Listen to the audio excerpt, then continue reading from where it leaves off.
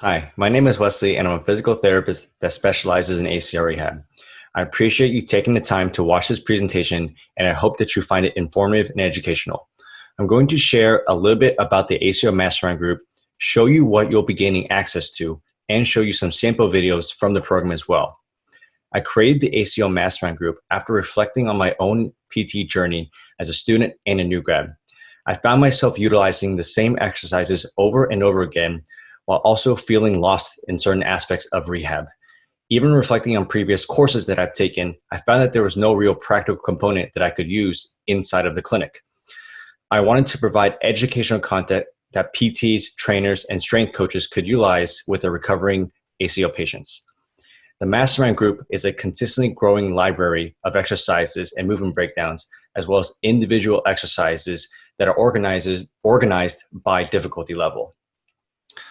I also explain the treatment philosophies behind certain areas of ACL rehab, present case studies, and there's also even a private forum group that allows you to ask questions and engage in conversation with myself and others. New content is added every 2 to 3 weeks, and it currently holds over 225 videos. In my program, you will find exercises from immediate post-op to late-stage sport-specific movements and everything in between. I break down many exercises and rehab concepts that will help you understand how to not only teach them, but also correct them if they have movement faults or compensations. Here is exactly what you'll be gaining access to when you log into the program. Here's a preview of exactly what you'll be gaining access to as soon as you log into the ACL Mastermind group. As you can see, the program is broken down into 14 primary categories. These include treatment philosophies, evaluation, immediate post-op exercises, assessments, quad, hamstring, glute, calf strengthening, balance, plyometrics, as well as pre-running exercises, sports-specific exercises, movement, and return to sport testing. Particularly for the strengthening exercises, balance, and plyometrics, they are all broken down by exercise breakdown as well as by difficulty level. We're going to be going into the quad strengthening category. As you can see at the top, there are exercise breakdowns. These are some of the commonly used exercises that I use in rehab. I go over the proper form and how you can teach them to your athletes, as well as some common compensations that you may see and how to cue your athletes out of those compensations. Additionally, as you scroll down, you'll see that there are easy quad exercises, medium level quad exercises, as well as hard quad exercises. The reason why I chose to organize it this way is because that there's no timeline that can tell you that your athlete will be ready at X amount of weeks to do this exercise. Every patient needs to be progressed at their own pace, which is why I organize this way. I encourage all of you guys to think critically and understand how to properly progress, which is a big benefit of this program. I'm going to be showing you the rear foot elevated split squat as the first video. This is one of my favorite quad exercises. I'm going to be showing you some of the common compensations and again, how to cue your athletes out of those.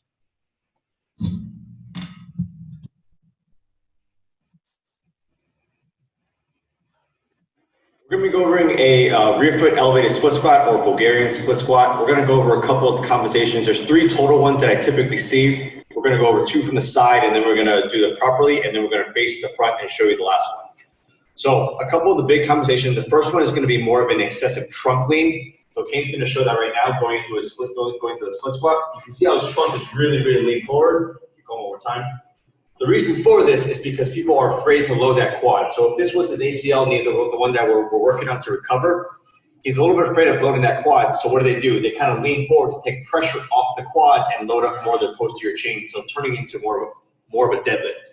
The second compensation is that they tend to sit back a little bit. It looks like this.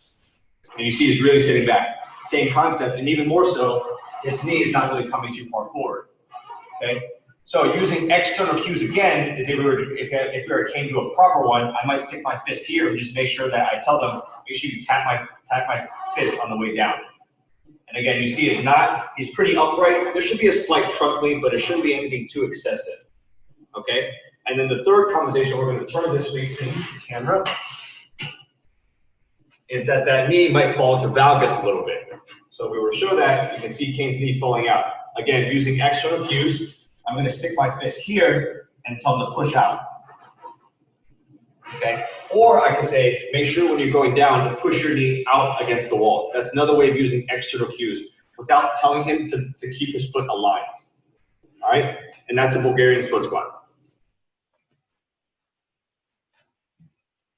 Next, we're going to be going into the movement category. And as you can see, there are also movement breakdowns here, going over things like deceleration, lateral change of direction, 2-foot deceleration drops, single leg drop breakdowns. And then additionally, as you can see, there are also deceleration exercises, ladder exercises, predictable change of direction. You always want to start with predictable before you progress them into randomized. And then as you scroll down to the bottom, there are also reactive change of direction. And particularly for these predictable and reactive, there are even more. As you can see, there's show more here as well as show more here. And then I'm going to be showing you the deceleration exercise. This is going to be the next preview that you guys will be seeing. Today we're going to go over how I teach deceleration. Deceleration is a very important aspect of sports and making sure that the athlete is confidently able to come to a complete stop. If you think about just how sports works, you need to quickly decelerate and change the direction. So we're going to go over how I kind of break that down. We're also going to show a lot of the common mistakes that we typically see as well, which is very common recovering from an ACL surgery. That's just because people are afraid of loading it in that capacity. So they might figure out ways to kind of basically take pressure off their knees. Okay. So what I'm going to go, typically the big things that I'm going to start back at this line. The big cues that I will give is that I want them to chop to a finish. So legs are going to be shuffling really, really quickly. And as far as the height under the heels, it's going to be about a credit card. Basically, I don't want them to get too high onto their toes because that's going to make changing directions and coming to a complete stop very challenging. And lastly, when I first teach this, I like to have a clear-cut line. Again, very, very structured so that they know exactly how far they're going. So Kane's going to be running exactly 5 yards. He's going to chop to a finish, and the height under his heel is going to be about a credit card. He's going to do it at slow speed so you can kind of see what it looks like. Okay, go for it. Good. You can see that he's on his toes, ready to react, change the directions. There's not a lot of height under his heels at all. Coming back. Now you're going to show the common compensations. The first one we're going to do is if he goes too high. So we sometimes for a younger athlete, we might say like a textbook. If a textbook can fit under your heels, that's going to be too high. Okay, he's going to show that right now. Good. And you can see he takes that extra step, which makes, again, playing sports very, very challenging. So you can, again, come back, just do that pause up here. So when he was there, that makes reacting very, very challenging. He's already kind of leaning forward. So if I was, let's say, a basketball player and he was trying to stop and they went this way, he's going to have a hard time reacting. You can tell this is way too high under here. Okay, set. The other compensation is if they don't load their quads enough, and this is equally as common as the other one. So they might sit back really, really far, and that also makes reacting very challenging. Go ahead and show that. Good. You can see his heels are really flat. You can see that he took that extra step backwards. Again, now he's loading too far posteriorly or backwards, so there's no height under here at all. Again, this makes reacting very, very challenging. So if we were to put it all together, he's going to reset. He's going to go a little bit faster speed. He's going to break down, and then let's say someone reacts to the right-hand side. He's going to react to me, and then we're going to show more of a live simulation of it. Okay? Go ahead and come down. Good. And you can see how he quickly can react to it because he has that little bit of credit card space under his heel. This takes a lot of practice, a lot of repetition. So usually, again, if you break it all the way back down, very, very simple. 5 yards, not too far, and just have them keep practicing, keep practicing. Make sure they get the initial chop to a finish down first. Make sure they can pay attention to that height. They don't have any of that extra step compensation or backwards. And then you can add in the reactive components. So you can see kind of the more higher level exercises that I'll post later on.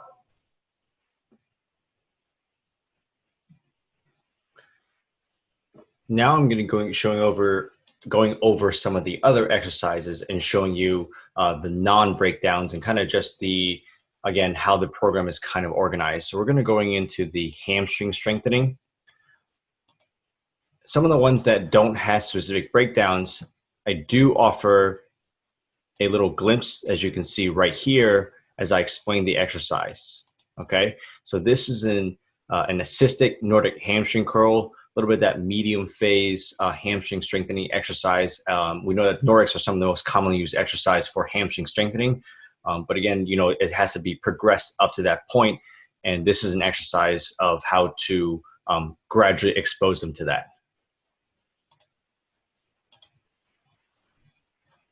Keep this, try and keep this still. There you go. Nice job, baby. Up, hamstrings, hamstrings. Good, good, good. 2 more.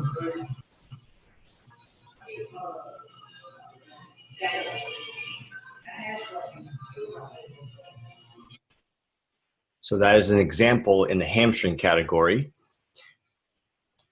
And the next one I'm going to be showing you guys is more plyometrics, which is particularly an area that I really struggle with early on in my career.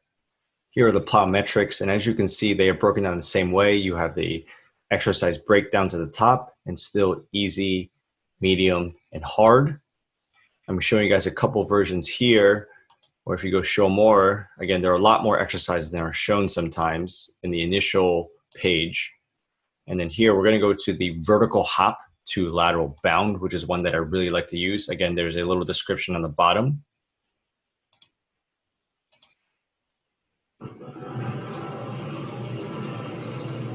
There you go.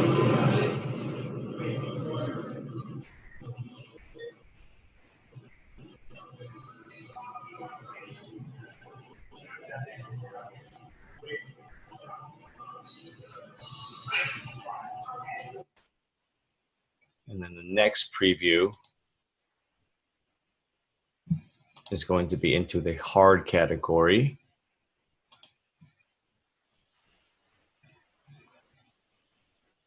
The half kneeling to high knee, which is right here.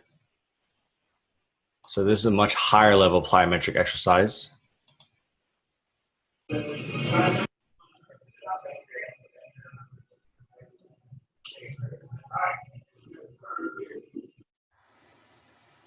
In particular for plyometric exercises, we want to make sure that we are really progressing these. Plyometric exercises really expose power weakness, which is a huge component of rehab, making sure that we not only help them get back all the strength, but also the power as well. The last couple exercises are going to be in the movement category, which is actually one of my favorites. That's when the athlete starts to feel really, really good. They're really in that kind of that later stage. If you want to put a month on it, it's that 7, 8, 9 plus time frame where they're starting to feel like an athlete again, starting to move well and look well, maybe starting to even get back into some practices. But again, it's our job to make sure that we help build their confidence. So we're going to go into the reactive category. So we're going to go to the show more. Again, if you look, you see a lot of different exercises. There's 3 pages worth of exercise here for the reactive component. Okay. So again, I just want to encourage you guys to make sure you get creative, particularly in this page. We need to make sure that they stay engaged the entire time. Okay. And you can see all of these that we have here. All right, I'm going to go back to the first page. So this is one of my favorite reactive. I really like using a ball to work on the reactive component and reactive cutting.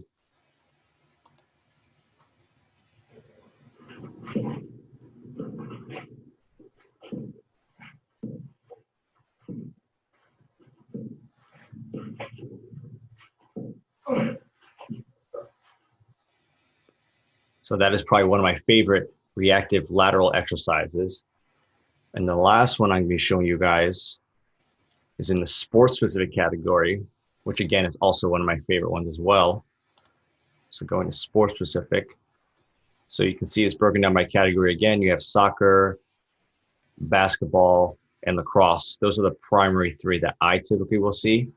And this is a much higher level basketball reactive exercise that she's not only reacting to me, but she also, as you'll see, reacting to an iPad color.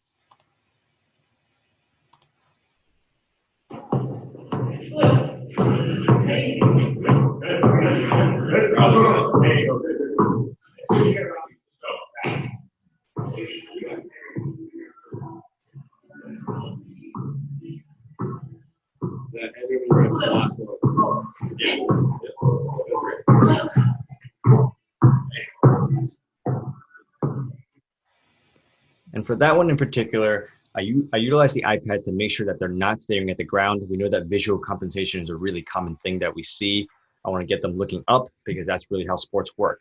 So throwing in an iPad color really just encouraging them. I told her to look up after every single dribble, call it the first color that she sees, and she's right back on me, making sure she's trying to beat me. I hope that you enjoy the preview of the ACL Mastermind group, as well as some of the videos that are currently included in the program. I genuinely believe that this product would have helped me better serve my athletes as a new grad and as a student. I wanted to make sure that I pass along everything that I've learned through my years as a physical therapist so that you, whether you're a student, a PT, a trainer, or a strength coach, better serve your ACL athletes. Athletes need and deserve the highest level of rehab in order to help them overcome this injury and significantly decrease the likelihood of second ACL tears, which we know nowadays is currently in the 20 to 25% range. If you would like to sign up, please click the link below. If you use the code PRESENTATION, you can save 25% off of your first month. Again, please use the code PRESENTATION to get 25% off your first month. I appreciate you watching the presentation, and I hope that you were able to learn some things. I hope that you were able to gain some insight into what exactly the program looks like and how it could be a benefit to you. I look forward to connecting with you inside of the ACL Mastermind group. Thank you.